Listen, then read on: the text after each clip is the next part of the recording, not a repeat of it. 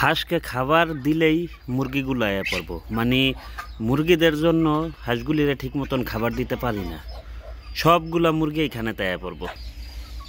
তো এখন চিন্তা করতেছি হাঁসগুলির আলাদাভাবে রাখতে হইব আর মুরগিগুলাকে আগের মতোই আবার বদ্ধ করে রাখতে হইব, তা না হলে হাঁস মুরগি একসাথে পালন করে কোনো মজা পাওয়া যায় না।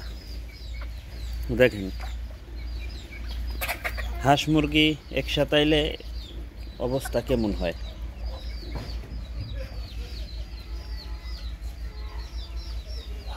অবশ্য মুরগিগুলা খুব শীঘ্রই ডিম পামু নতুন মুরগিদের থেকে। এই যে আমার 3টা লক্ষ্মী মুরগির বাচ্চা, 3টাই ফিমেল।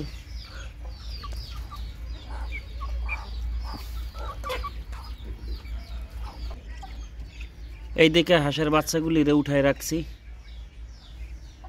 7টা, উপরে এক সাইডে আছে 4টা আর এক সাইডে 3টা দেওয়া আছে, যেগুলা মানে বড় ওইগুলোর এক সাইডে রাখছি আর ছোটগুলোর আর এক সাইডে। এই যে ওদের মা ও আয়া পড়ছে ওদের সাথে সাথে।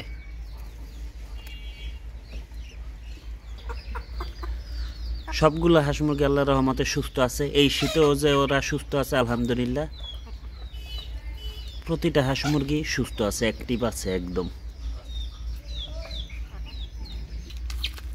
এইদিকে ওদেরও বাইরে ছেড়ে দিছি, কারণ ওদের রোদের প্রয়োজন আছে। খাঁচার ভিতরে রাখলে ওরা পাখনা মানে ঝুলাই দেয়, তো ওদেরকে বাইরে রাখছে আল্লাহর রহমতে এখন ঠিক আছে, কারণ বাইরে আলো বাতাস রোদ সব কিছু মিলেই ন্যাচারাল পরিবেশে এখন থেকে এদেরকে লালন পালন করব। তো এই 4টা মুরগির বাচ্চা আলহামদুলিল্লাহ খুব সুস্থ আছে। ভাবতেছি ওদের মাকে এদের থেকে আলাদা করে দিব, কেমন হয় আপনারাই বলুন। আলাদা করে এইগুলার লাইটিংয়ের নিচে রাখলে কেমন হয়। এই দিকে ওর আটকায় রাখছি, ও শুধু ঠোকরা ঠুকরি করে সবগুলোর সাথে, এই জন্য ওর আটকায় রাখছি। আমাদের মাছকবি হাঁস দুইটার কালার কিন্তু খুব সুন্দর, দেখেন কত পরিষ্কার। মেলটা তো আরও পরিষ্কারও, একদম পরিষ্কার পরিষ্কার থাকতে পছন্দ করে ওরা।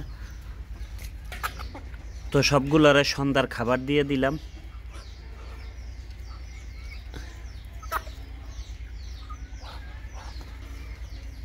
তো আজকের মতো ভিডিওটা এতটুকুই, আল্লাহ হাফেজ।